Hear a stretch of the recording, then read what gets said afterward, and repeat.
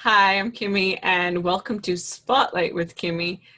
On my first spotlight, or the person who I want to put on the spotlight first, is someone who has had a lot of impact in my life, someone I've learned a lot from, someone I enjoy speaking to and being around.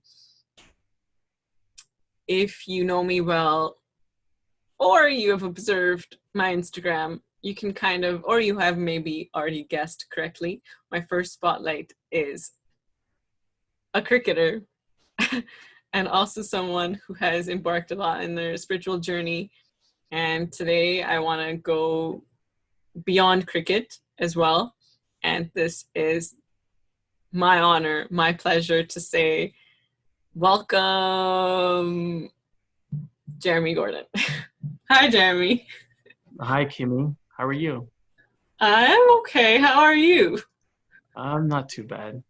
Well, thank you for being the first person on Spotlight with Kimi.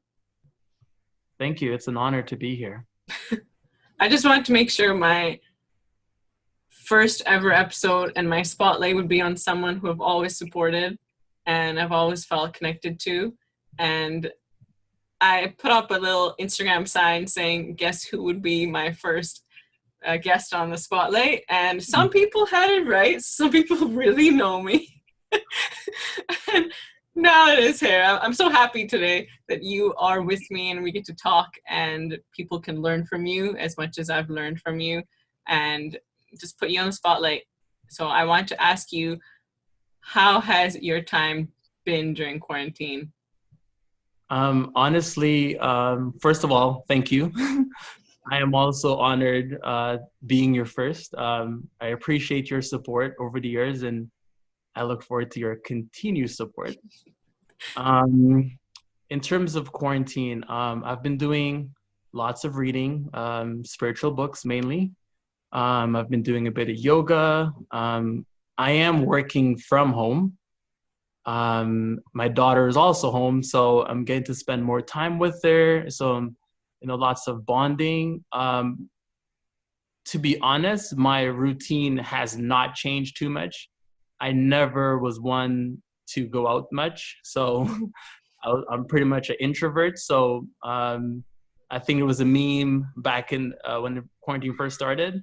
Um, Imagine people that weren't really going out and now you're forced to stay home. Okay, Jeremy, I know you're vegan, and a lot of people still assume that being an athlete or bodybuilder, you cannot be vegetarian or vegan. Can we please break that stereotype? I can talk about that with you. How much has actually, how did you decide or chose to be vegan? For me, it was very organic. I started to study spirituality, I think back in 2010. And as I was researching and as I was learning, I just gravitated towards being vegan. So it was, like I said, very organic, very, was not forced. I kind of, flowed into it. And in terms of changing my life, I have more energy. I have a lot more energy. My brain was a bit foggy. um, the brain fogs have definitely decreased exponentially. I find, yeah, I have a lot more energy. I think I'm in the best shape of my life now than I was when I was a teenager. Okay, and in terms of staying fit, especially being an athlete, how have you managed to stay fit during this time? Do you have like Uh, at home regime that you have? I've been doing a lot of hip workouts. So essentially, push-ups, pull-ups, just like different things, and I try to mix it up. So I will actually sometimes even incorporate my yoga. So I'll do like yoga, like calisthenic yoga workouts, and then do like my hits again, like which is push-ups and pull-ups. Those are like the main things that I do, and a bit of core, obviously.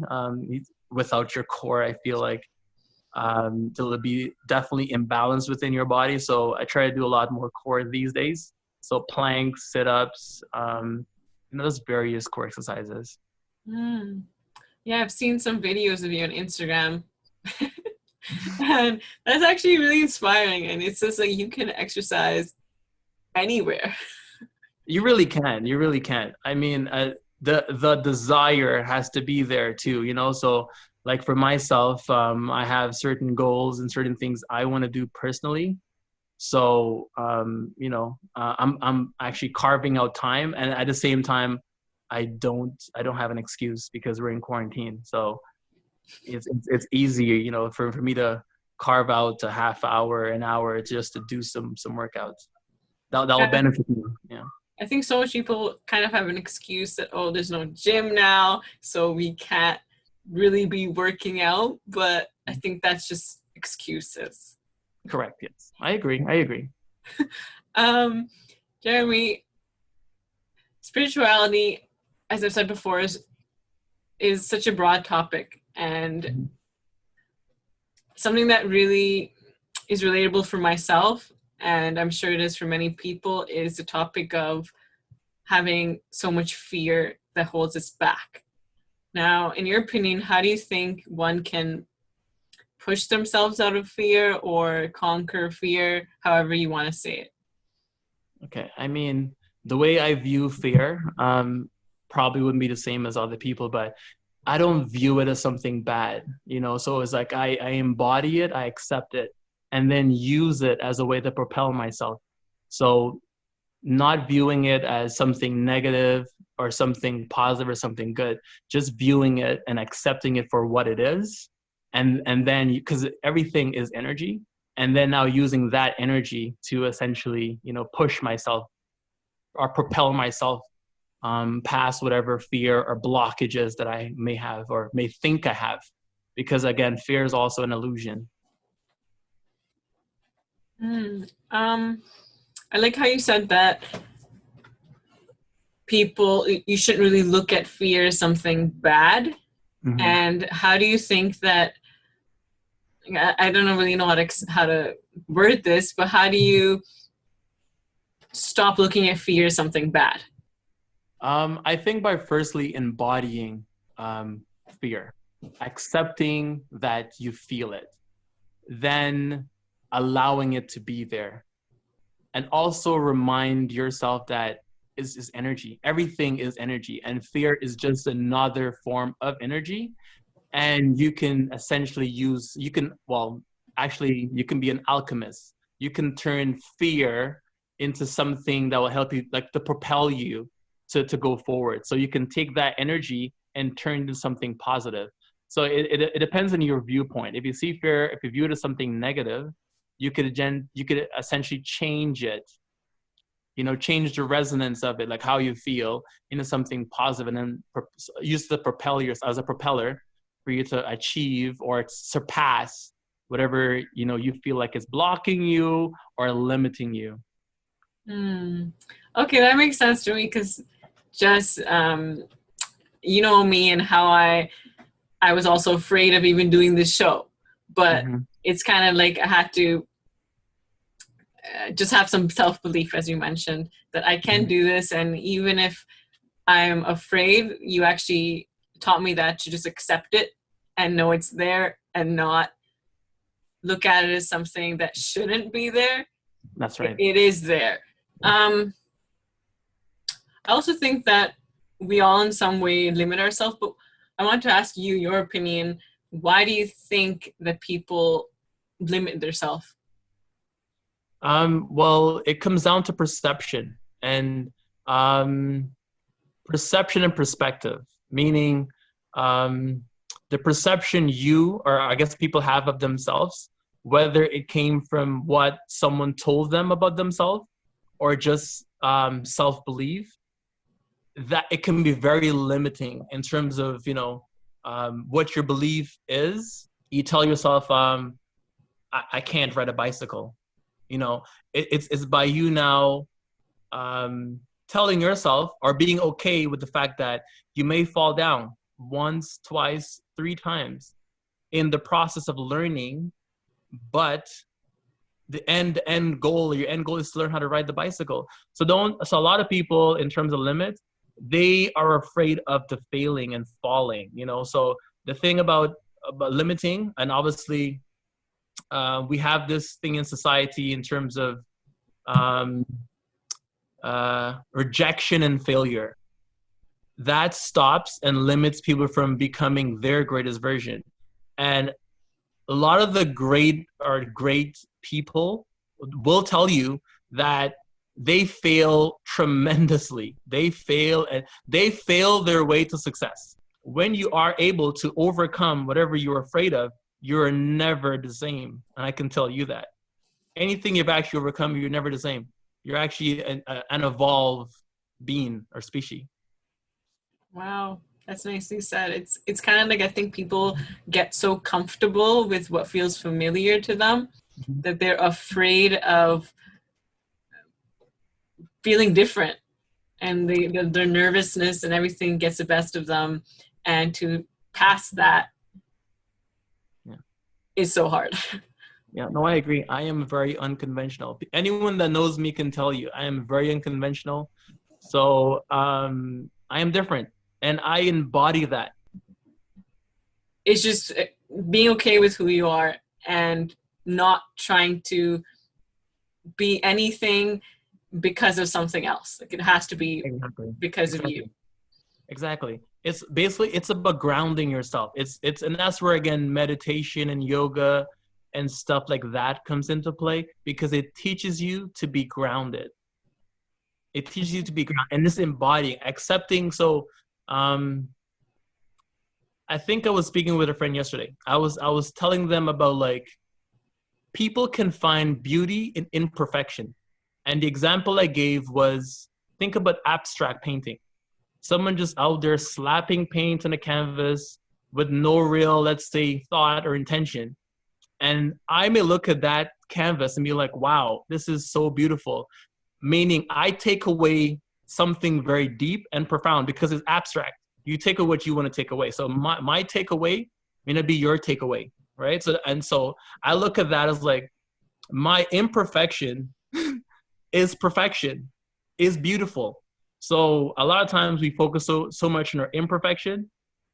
Like my thing is I'm a fast speaker, or like I'm very fast. I do a lot of things very quickly. But again, that is perfection. If you think about it, I'm very proficient. So because I'm fast, I'm proficient with a lot of things, right? You're so proactive with all your I'm proactive. Exactly. So it's like it's about you changing the narrative and how you think and how you view things. It's all about perspective and Perspective. Exactly. Okay. All is perspective. And intentions. And intentions. Well, yeah, intentions is important. You need to have balance and harmonious intentions. You know, I don't want to say good intentions because it's perspective driven. So what I may think is good may not be good for someone else, and what you may think is good may not be good for someone else. So harmonious is basically me considering how my actions may affect someone else. Something that I think people lack a lot is consistency. It's very hard for people to be consistent if they don't see immediate results. Yes. You agree? I definitely agree because, I mean, I myself personally struggle with consistency. You know, it's the fact that we live in a insta world. So like Instapot, instant, everything should happen instantaneously. You know, like there's like 10 gig internet, 10 gig speed. You know what I mean? So the point I'm getting at is the real fulfillment and the real gratitude does not come instantly. You got to put in the work. You know what I mean? Stuff like, again, sunshine would not be essential if it wasn't for rain. So it's all about perspective. So like you putting in the hard work and then obviously achieving your desired goal, or you achieving whatever goal you set for yourself, that feels fulfilling, doesn't it? But you have to put in the work though. Like if someone just hands something to you, you won't appreciate it. But if you put in the work and you work really hard for it, you would definitely appreciate it 100%. And it's something you can take with you because you remembered. Because again, it's not about the destination; it's about the journey. Like we can all get to a desired destination, right? And we all get to the different destinations, but we remember the journey. It's a journey along the way, and that's in my mind, the essence of life. It's not about the destination; it's about the journey. What you learn, what you acquire. You know, We felt what, through that whole time. That's what you felt through the whole time. Exactly. okay. I've been also trying to do things more consciously, and I think that's something you all also have taught me, was to think about or question yourself of why you do what you do. And now how would you say that, how does spirituality help you live a more conscious life? To me, is the realization that all is self. Like, there is no separation. The separation is a separation we create within our minds. So base separation is an illusion. So whatever, let's say, um, whatever challenges you're facing outside of yourself, you can essentially find the root cause within yourself, and you can actually heal yourself from within, because that's where true healing, that's where the real healing comes from, is within, not as opposed to outside. One thing that kind of ties into what you said earlier was that people look a lot for outer approval or Yeah. influence, and they're not, Gratification. yes, and they're not really a whole with their self. So they always Yeah. look at, there's this huge thing in society that find someone or something that completes you. Yes. I think that needs to be eliminated. Don't you agree? I definitely agree, because we're not halves or quarters or three quarters. We are perfect wholes.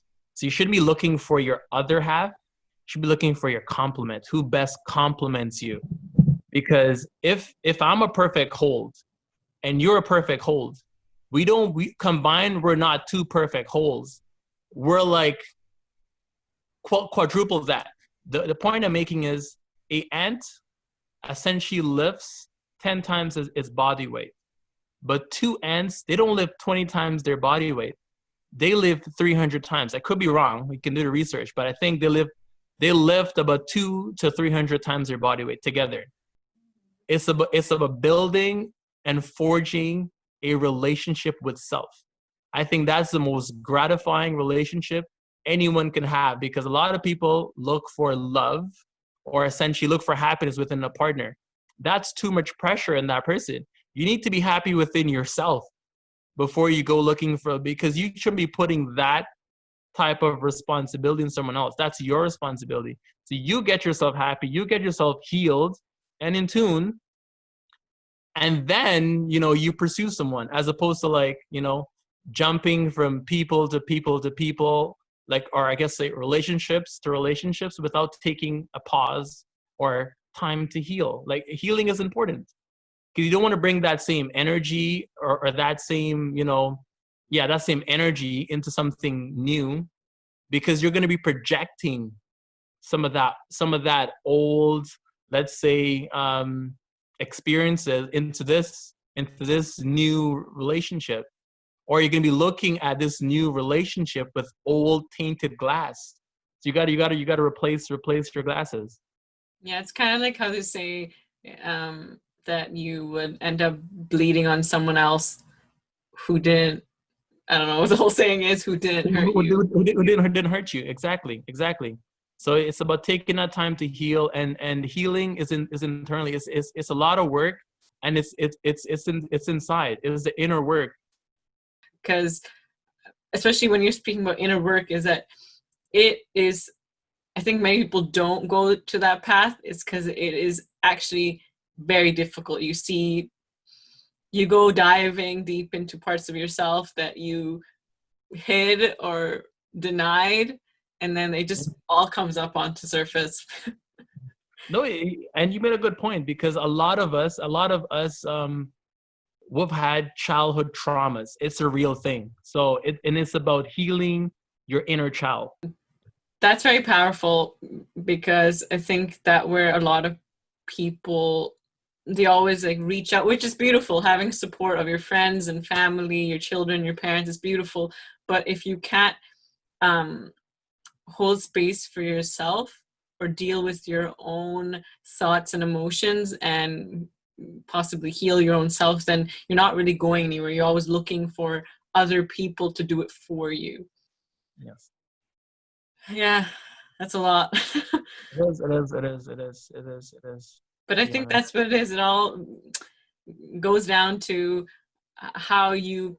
I also feel that the way you were brought up is a big part of course it is what molds you into who you are. And if this world has to have more compassion or acceptance for all kinds of people, or just being more compassionate, it has to start with parents um, teaching that to their children, having that kind of atmosphere.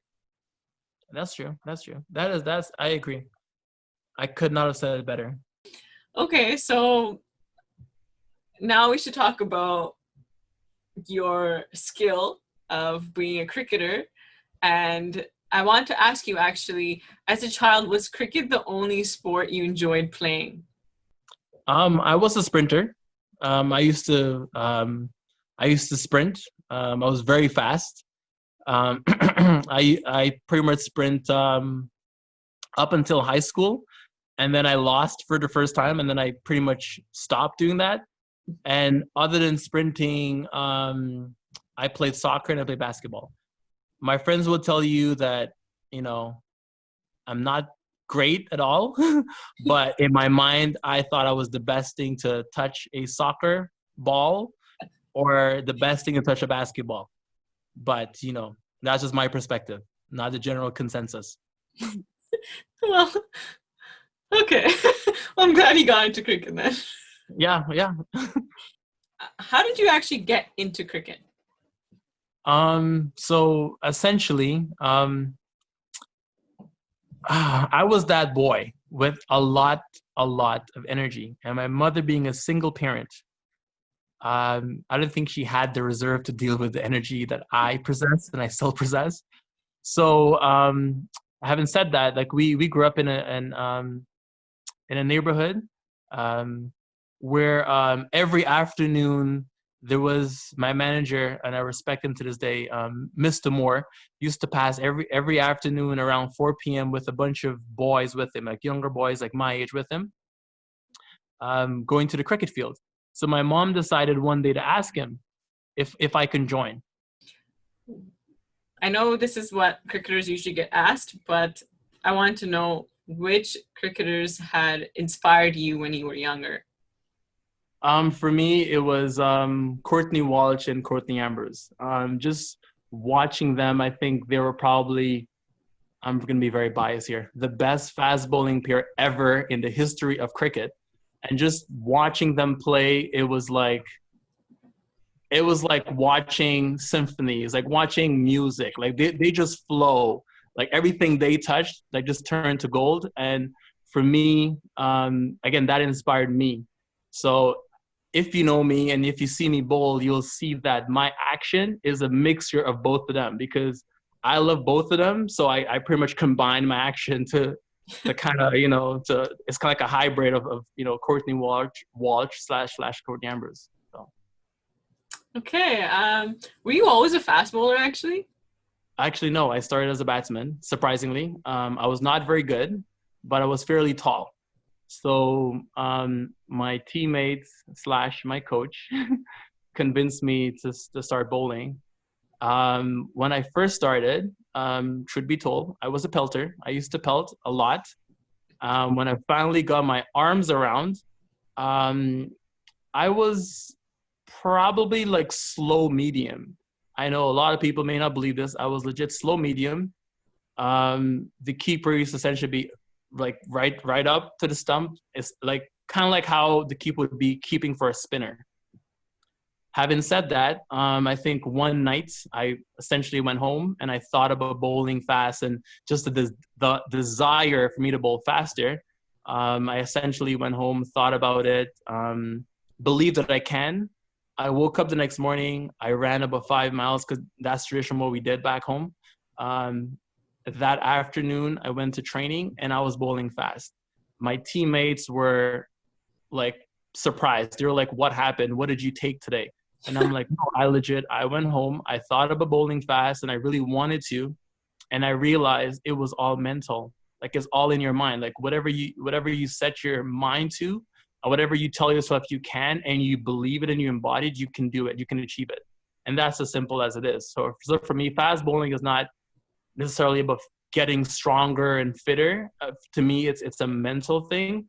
I mean, other people probably have different perspectives and they'll probably say different things, but for myself, it is all mental.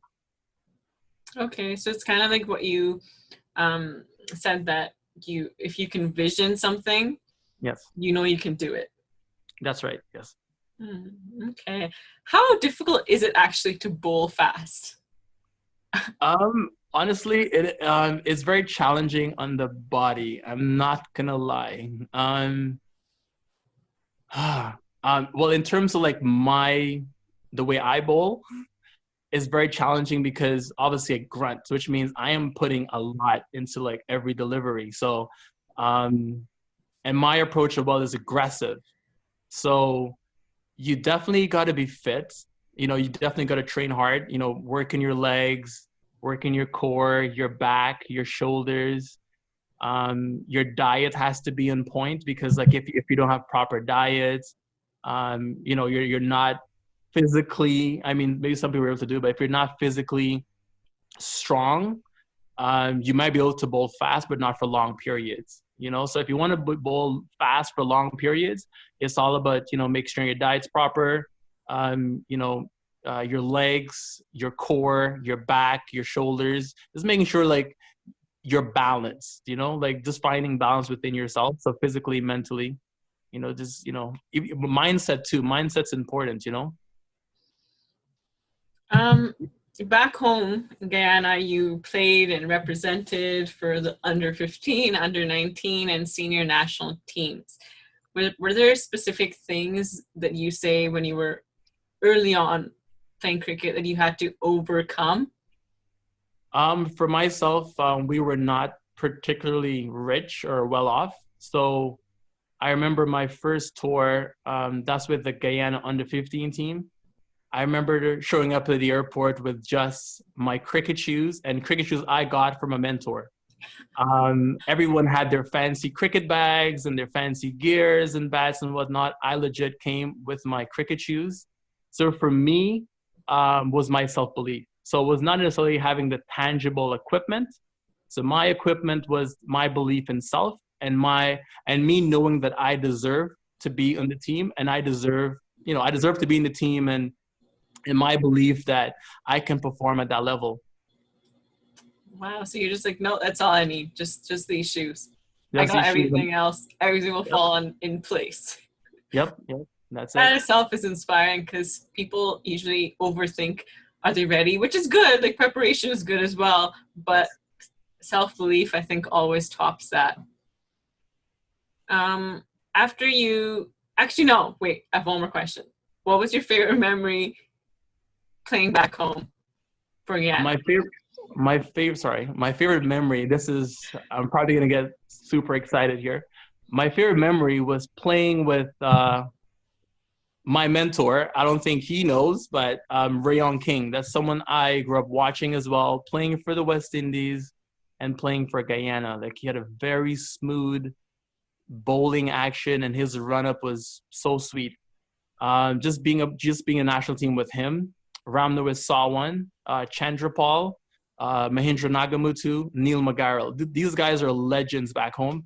I grew up watching them play on TV or listening on the radio or even going to essentially watch them live as a schoolboy. And to be in the same team with them, it's definitely like a dream come true for myself. So I was starstruck and also like I was in awe for 2 years because I played 2 years with them. So for 2 years, the whole time I was like, I'm in heaven. Oh, that's a good feeling. But did Yeah. that make you nervous at all that you were playing with all these people that you look up to so much? Not necessarily because again, my thing was my self belief. I knew that I belonged there. Um, at the time, I was the fastest bowler in Guyana. I was feared by everyone. So it was there was no surprise that I was on the team. So But again, I was still happy because these are the guys I looked up to, and I've always wanted to play with them. So that's why for me, I was in heaven. So I was like, I'm on the team with these guys. Like I've worked really hard to get here, and here I am. So this is me reaping the rewards for my efforts. Hmm. Um, After moving to Canada, you made your ODI debut against Scotland. How Mhm. was the transition from playing back home compared to playing here in Canada or for Um, Canada? it's very difficult. I am not gonna lie or try to sugarcoat the experience because playing in Canada, you definitely need to have self-belief, like belief in yourself. You need to be extremely hungry because of the culture here. Back home, we're playing cricket pretty much 7 days per week. And if you're playing cricket, you're only playing cricket. In North America, you basically need a 9 to 5 because you're not making that much playing cricket out here. So, and having said that too, and having said that, most games or like I guess tournaments or leagues, it's competitive, but not as such as back home. So it's like win or lose, people are guys are drinking beers out here. Back home, that's not the case. Like we play hard cricket. We may dabble in a bit of drinks here or there, but the focus was cricket. We're playing cricket, and when we're not playing, then maybe we'll maybe have a few drinks. But if we're playing, we're just playing cricket, and we're playing hard cricket. I think that's kind of like the mentality that when cricket back in the day when Mm-hmm. cricketers used to play, I think it was more about the focus. Yes, they enjoyed. I saw like the videos I've seen with my dad or when I used to watch it when I was younger. They would enjoy, they would celebrate, but you could see their whole vibe was so focused. And I think that's Yeah, something you embody as well. I do. Coming from that culture, I mean, there are games I know for sure where I got like a 5 wicket haul or whatever the case was, and we lost. And I'm still doing like 20 push-ups or I'm still running like 10 laps because again, it was not about me, it's about the team. Like we lost Yeah. collectively. So collectively, we had to do those laps and then, you know, thought about what we did or what we could have done, and it was that whole process of building ourselves up, making us mentally stronger and forcing us to like work on things that we could have done better in terms of winning the game, and also making us better cricketers individually. Hmm. Okay, so I think my sign here can kind of ease off to where what we're gonna talk about next. My iconic sign that I still have, and just in case no one got to see close up, now is the time. It says that you're Canada's fastest bowler that I have declared now. I mean, I think you are. You can. What's your speed? 156. Am I right? That was my fastest clock speed, 156. So then I want to talk about GT20, and um, you played season 1 and 2. But Mm-hmm. if you want, you can speak a bit about season 1. But season 2, you bowled extremely well, and you held the 7th position for the most wickets taken in the tournament. And I think that's really impressive Mm-hmm. with so many international cricketers being there. That's amazing. Did you have a specific mindset when you were playing during GT20? Honestly, I just kept it as simple as possible. It was just a battle between bat and ball. It was not about names. I think for me, the first season, I was a bit starstruck. I was focusing like, oh, I'm bowling to Steve Smith today, and got carried away with my emotions and general nervousness that comes with that, because he was or is the best batsman in the world. So there was a bit of pressure. So the second time around was me focusing more on, again, me backing myself to bowl my best delivery to either get someone out or to essentially restrict them. I kept it as simple as that. Wow. Yeah. Okay. That must be like, I'm just imagining. I'm not a cricketer, so I can't even picture that. But I think that's a really good technique, is to just see the batsman as a batsman, like how you Yeah. used to play as when you were As a younger child. as well? Yeah, as a child. Yes, yes. It was Okay. a simple bat and ball when I was like, back home or even in my backyard. It was simple me bowling to someone that had a bat, I have a ball. And it was me, essentially bowling my best delivery to either get them out or restrict them. So Yeah. I just basically tap into what I learned as a child and apply because it still applies now, right? So And I think your height and your speed easily brings so much fear in the batsman's eyes, whereas I see it. And it makes me happy. I appreciate that. I mean, to me, it is the best feeling as well. Essentially, bowling fast and getting people out, or like watching batsmen jump around the crease. Because again, it is the West Indian way, and that I grew up watching. Like I said, Courtney Walsh, Courtney Ambrose, and Michael Holding, and some of the great West Indian fast bowlers do that time and time again. So it's embedded within my DNA as well. So yes. Yes, that's probably why I am also your big fan, because I love the West Indies. Yeah, you do. You definitely do. um, okay, so I want to know, what was your most memorable or favorite wicket you took in for Toronto Nationals, actually? My most memorable wicket would be of Tisara Pereira because I set him up nicely. So I bowled basically 4 balls to him.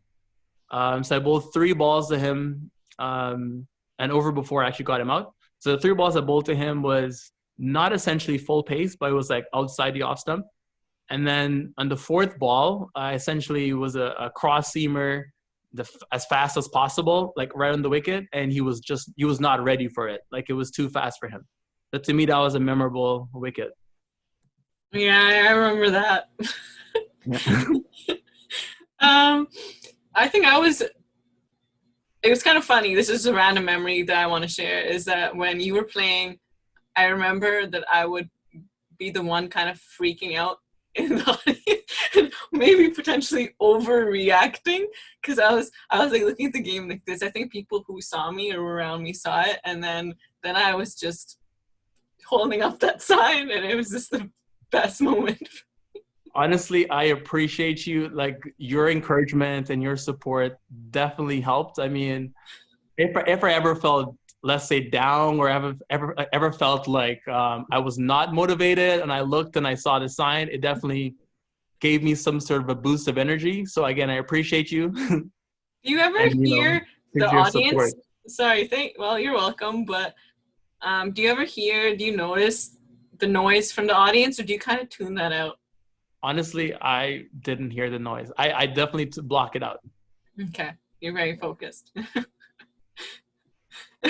um, you also went to Dubai recently, well, kind of recently, late last year, Hmm. for the T20 World Cup Qualifiers. How was that? I know you love Dubai in general, but Yes. how was that? It was good. I mean, after again doing fairly well GT20, I was then selected for the national team. So I think I came to Dubai with a lot of confidence. Obviously after playing against lots of international players and learning things from some of the fast bowlers that I've met through the tournament. So I took what I've learned there into that tournament. So for me, I was very confident within myself, within my skill. I was in a good place, and I'm very familiar with the conditions. So, I mean, it was a great experience. I think my highlights on that tour was helping my team, which is the Canadian team, winning against a test playing nation and getting a couple of wickets. To me, that was it was a special day for us because we've been trying to beat Ireland for a long time. So being able to do that at that stage, it was very beautiful and magical for me. Am I wrong? You can correct me. Did you take the wicket against the captain? Was that the match? No. Well, I honestly, I think that was the match because based on like stats and based on like our research, he's very deadly at the bottom, and his role is essentially to come in and kind of hit the ball around. So at the time when I came in bowl, I came back on and I got him out. That was a crucial point within the game. So I was pretty happy to deliver for my team in that moment. And I think from that point, they were pretty much like dead in the water. Like it would have took a lot.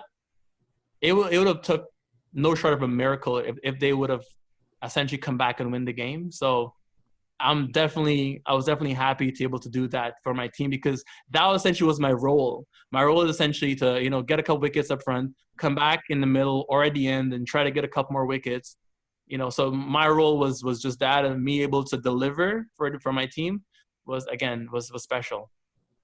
You were actually the top three from the Canadian side, the most wicket takers.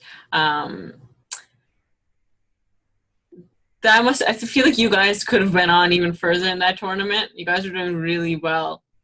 Yeah, honestly, we did really, really well the first three matches. And I think we kind of lost momentum. And I'm not sure why. I don't know if I want to chop it up to complacency, but I feel like we were, my view, I think we were definitely the best team in that tournament. We definitely had all the right players. In my mind, that was probably the strongest or the second. It was either the strongest or the second strongest Canadian team that I've played in. So in my mind, like just looking at other teams on paper, I think we definitely had the best team. So I think maybe we got a bit complacent after winning those three games. And I think it happens, but it's also a learning curve for us, just to, have that killer instinct just to keep going, just don't give up. Just don't be satisfied with three wins, like maybe the goal should have been win all the matches. Well, I mean, that was the goal, but I mean, just to keep, keep the same momentum. Well, speaking of how well you guys did, in fact, specifically since the spotlight is on you, yeah, Ian Bishop made a comment about you, and I think for yourself, it was. I should speak on behalf of you, but it was so beautiful. How did you feel? Honestly, he made my life essentially, because he's also someone that I looked up to and I've admired for so many years. And he has watched so much cricket at all levels. Like he's been commentating for under 15 World Cup, under 19 World Cup, World Cup, Senior World Cup. He commentates in India, like all over the world. And for him to pinpoint me and to also say that he would love to see me in the West Indies colors, that's like him bringing back a dream that I thought died. Bringing that dream back, at the forefront of my mind, even if it was just for even if it was short-lived, to me it was something. It is something I'll cherish for a very long time, because I legit was on cloud nine. I think I'm still on cloud nine, because again, like he mentioned my name, like he knows who I am. That's beautiful. The fact that he knows who I am, I mean. I think he could see the. I'm not saying not everyone on the Canadian team, not at all. I didn't say that were talented, but there was something that I guess he saw that was special, or it's your speed. He mentioned how much your speed was in the game, and that's how he kind of shaped out his conversation. That yes. You have that speed at your age, and that he would just buy you for the West Indies. Yes. Again, it was special. I think every once in a while I still play that clip, because again, it was so special and I don't want to lose that. It's definitely a memorable moment within cricket for me. And I definitely reached out to him via email as well, just to thank him for those kind words, and just to let him know that I appreciate it, deep down, and I'm definitely a big fan. And that would be the ultimate moment if you could be wearing maroon. I don't even know what to say. It definitely would be. It would be. Now I want to bring on the next segment, which I call the ultimate rapid fire, because it just has everything in one. Ultimate rapid fire. Bring it on. Tell me something most people do not know about you. A random fact. I'm a poet. I write poems. Yes. If you could go back and give your younger self advice, what would that one piece of advice be?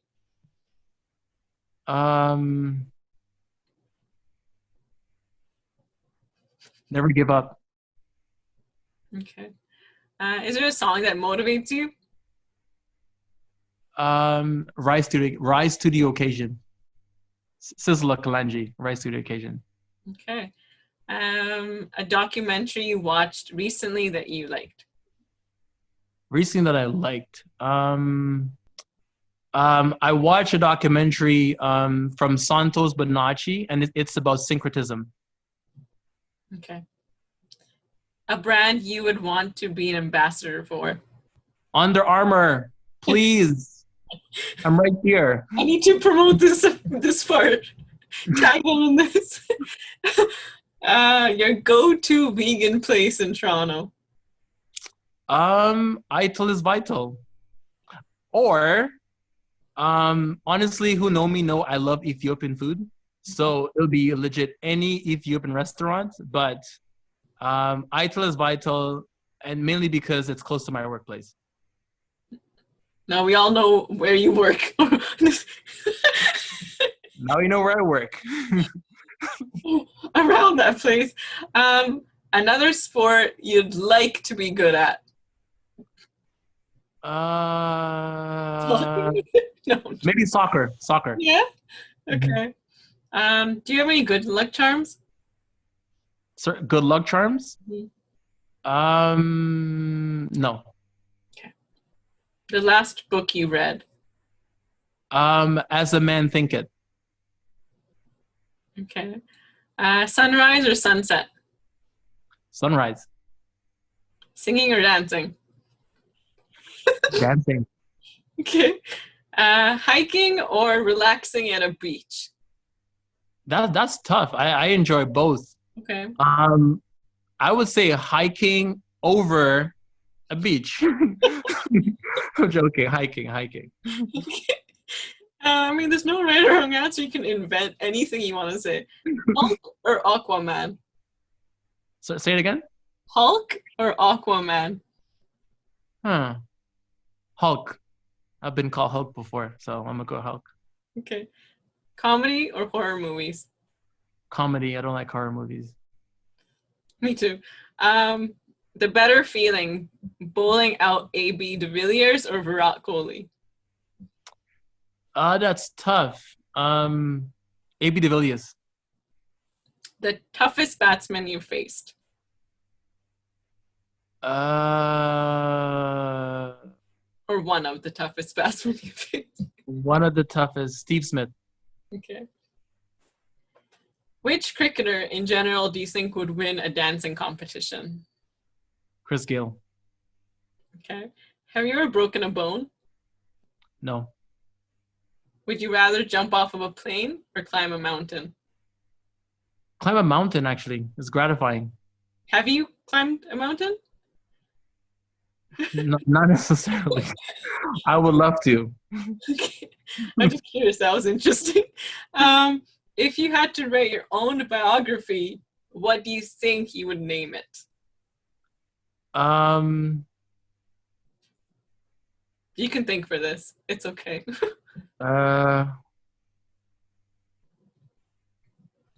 Wow, this is deep. Beyond the Veil. Beyond the Veil of Jeremy. Wow. Okay, last question. What word would you use to describe yourself the best? Or at least 3 words, 1 to 3 words. Unconventional. Let's stick with that. Unconventional. That's it. I should have written unconventional Jeremy Gordon in the side. You really should have. You really should have. But no, that was pretty good. You were fast at answering your questions. Okay, just before we have to wrap this up, I think to end it off, I would want to ask you what advice you would give to upcoming cricketers, people who are aspiring to be a cricketer. Okay. My advice would be don't be afraid to fail. Like you're gonna fail. It's gonna be a lot of hard work. Just got to keep pushing yourself and believing in yourself, and try to remember why you start playing in the first place. Like what drew you to the game. Like my thing again was, this is for me, my thing was fast bowling, and it was Courtney Walsh and Courtney Ambrose. That's what drew me, and just like, again, bowling fast, watching batsmen jump around the crease. So that's what keeps me going. So you need to find what keeps you going. Like, what is your why? I don't even want to say goodbye. This was so much fun. I think we could talk for forever about so many different things, but thank you so much. This will, and I have declared it again, will always be my favorite episode. Honestly, no, thank you for having me. I had a great time, and yeah, I'm looking forward to maybe doing this again in the future.